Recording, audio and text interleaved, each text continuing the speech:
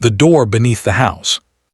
My name is Peter, and I am 64 years old. In 64 years of life, I have seen grief, illness, and the quiet passing of time. But nothing has ever haunted me the way the events of that one night did. The night I came home and found my wife locked in our basement, and heard something whisper my name from the darkness. The call. 3 nights before everything changed, my phone rang in the middle of the night. It was 2:17 a.m. At my age, a phone call at that hour almost never brings good news.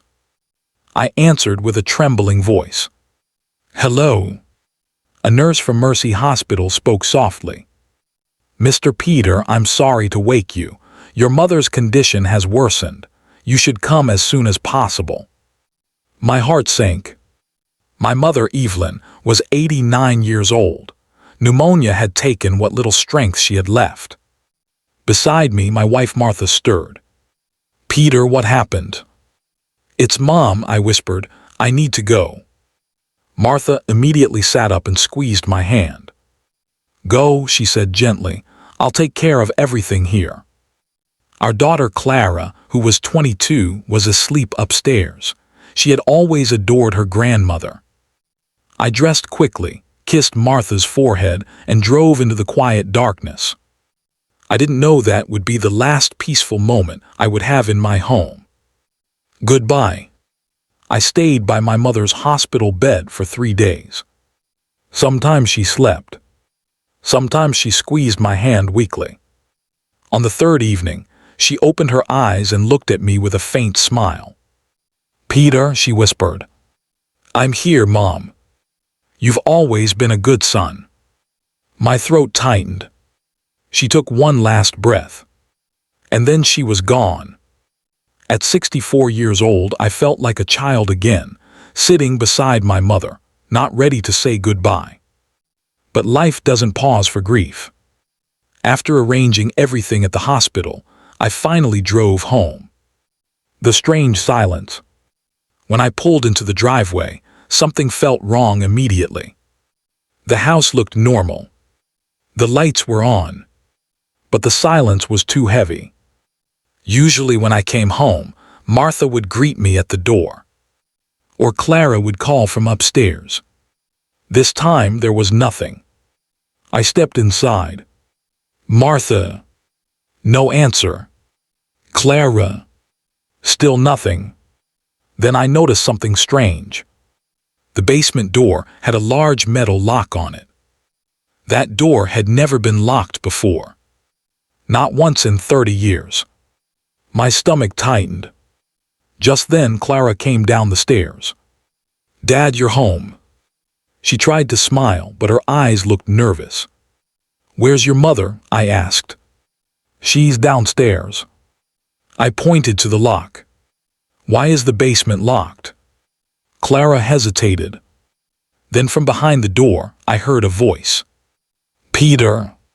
My heart nearly stopped. It was Martha. The basement door. I rushed to the door.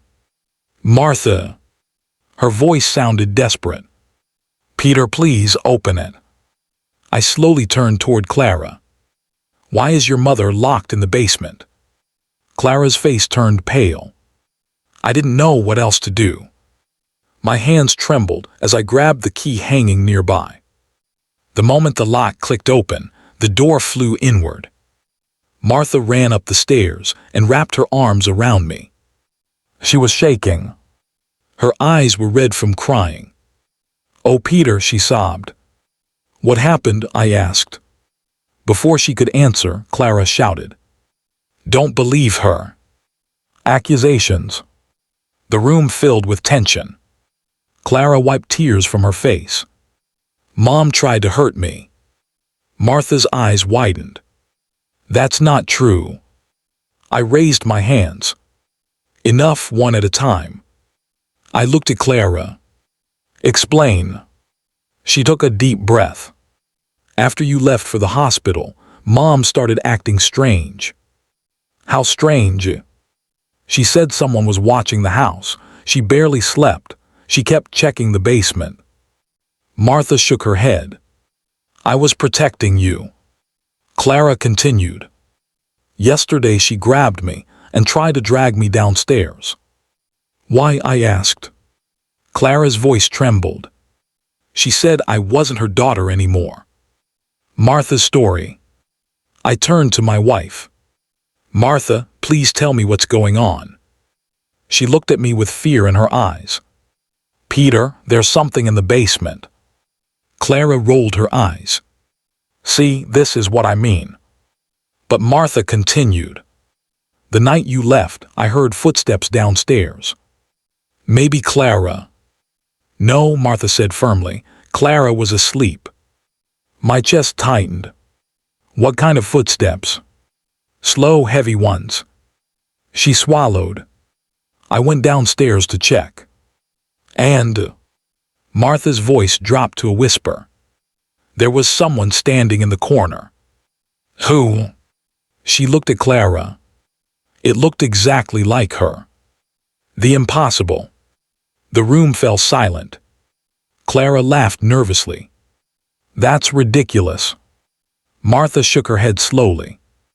No, the real Clara was upstairs asleep. My heart started pounding. What happened next? Martha's hands trembled. When I turned on the light, the thing smiled at me. My skin prickled. And then it said. She looked directly at Clara. Mom. The basement. I couldn't ignore it anymore.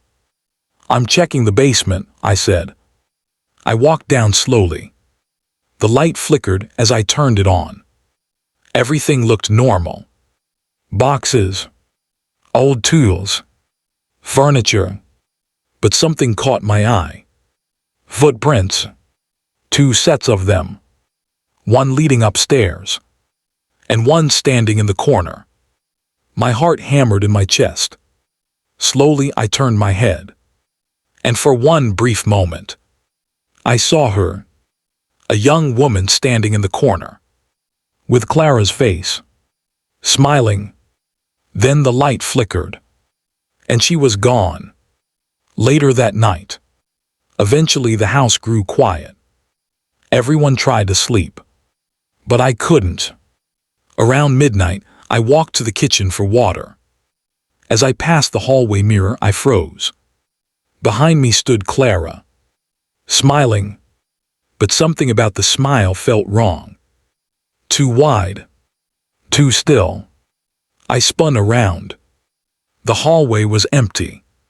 The basement door stood closed. Then from behind it, a whisper came. Soft. Cold. Dad. And in that moment, at 64 years old, I realized something terrifying. Maybe Martha hadn't locked the wrong person in the basement. Maybe we had. Moral of the story. Fear and misunderstanding can destroy trust within a family. When people stop listening to each other and allow fear to guide their actions, even a loving home can turn into a place of confusion and danger. Trust, communication, and staying calm in difficult moments are essential to protect the bonds that hold a family together.